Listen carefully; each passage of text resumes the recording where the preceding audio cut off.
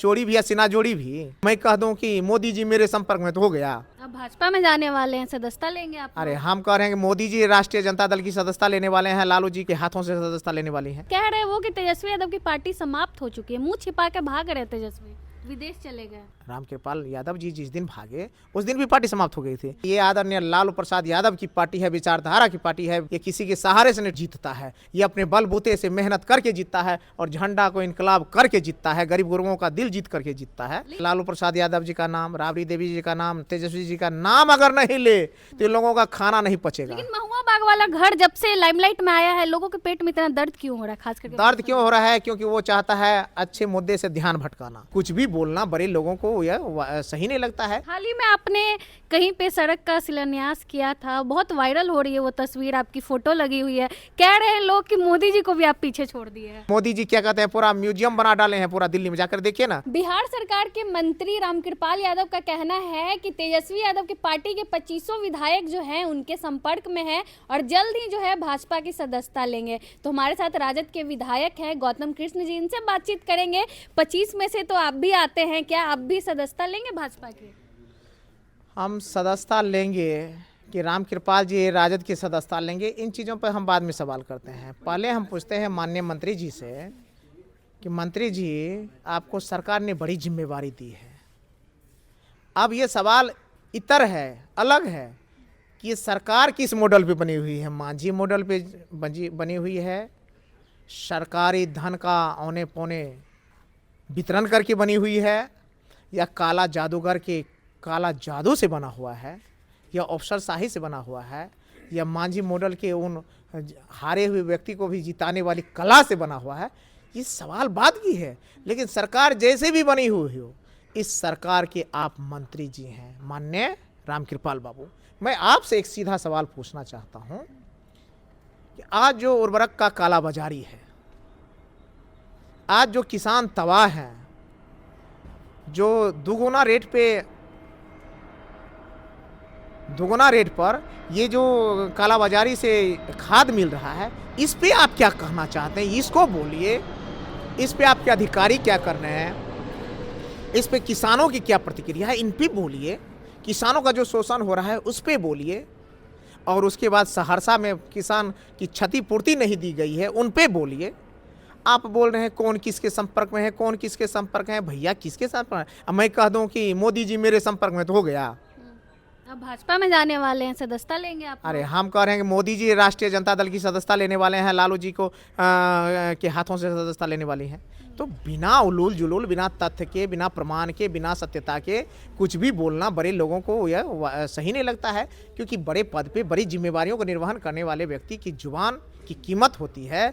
वो जुबान जो होता है वो बड़ी चीज़ों को रिप्रेजेंट करता है, इसलिए कुछ भी नहीं बोल देना चाहिए। लेकिन कह रहे वो कि तेजस्वी यादव की पार्टी समाप्त हो चुकी है, मुंह छिपा के भाग रहे तेजस्वी, विदेश चले गए। ओह अच्छा, समाप्त हो रही है, आज समाप्त हो रही है। क्या आप तो भागने वाले थे तो कब का भाग गए?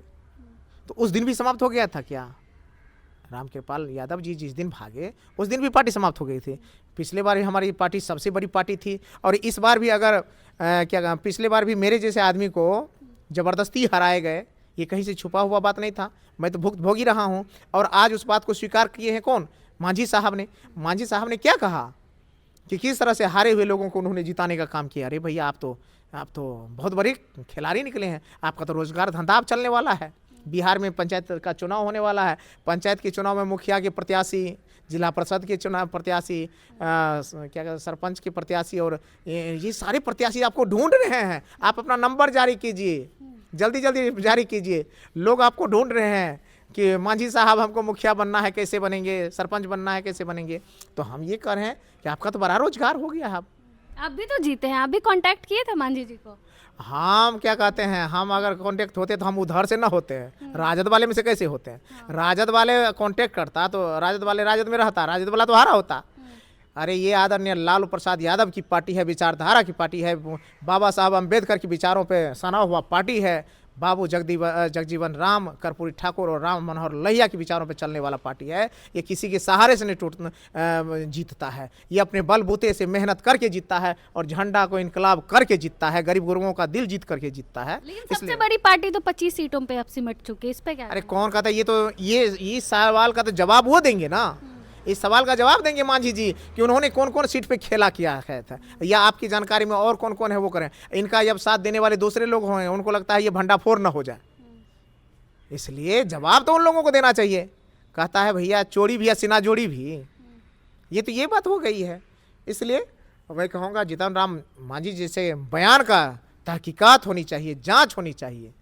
हाल ही में आपने कहीं पे सड़क का शिलान्यास किया था, बहुत वायरल हो रही है वो तस्वीर, आपकी फोटो लगी हुई है, कह रहे हैं लोग कि मोदी जी को भी आप पीछे छोड़ दिए हैं। हम तो कहते हैं कि मोदी जी को पीछे नहीं छोड़ रहे हैं, मैं तो एक नजीर पेश कर रहा हूँ, एक उदाहरण पेश कर रहा हूँ कि मैं शिलापट पे लगाया हूँ ताकि लोग देखे, चेहरा देखे, और चेहरा देखे तो देखे गुणवत्ता अगर बेहतर हो तो आशीर्वाद दे, गलत हो तो गलिया दे। हम तो ये भी कहते हैं। लोग लेकिन मजाक उड़ा रहे हैं कि मोदी जी को भी पीछे छोड़ देंगे, क्यों मोदी जी को भी प्रचार करने में पीछे छोड़ क्यों, क्या है? हाँ। क्या है वो मजाक उड़ाएंगे भाई? मोदी जी भी हर जगह अपना फोटो लगाते हैं। मोदी जी क्या कहते हैं, पूरा म्यूजियम बना डाले हैं पूरा दिल्ली में, जाकर देखिए ना, त्रिमूर्ति के पास है, जाके मैं कह रहा हूँ देखिए, बड़ा सा म्यूजियम बना है। तस्वीर लगाने के पीछे क्या मकसद? मकसद ये है कि लोग को पहचानने में दिक्कत ना हो, ताली कप्तान को तो गाली कप्तान को, अगर वाहवाही मुझे मिले तो गाली भी मुझे मिले, ताकि लोग देखें कि यह गौतम ने बनाया है, अच्छा काम करें तो लोग को आदर्श मिले, लोग से कहे अरे अरे गौतम जिस तरह से रोड बनाया है उस तरह से तुम भी बनाओ, अगर गड़बड़ हो तो गाली भी दे। अच्छा, महुआ बाग वाले घर को जब्त करने की बात चल रही है, कह रहे हैं जेडीयू के लोग, क्या सम्राट चौधरी भी कह रहे हैं कि जितनी भी संपत्ति उसको जब्त करेंगे, काली कमाई को।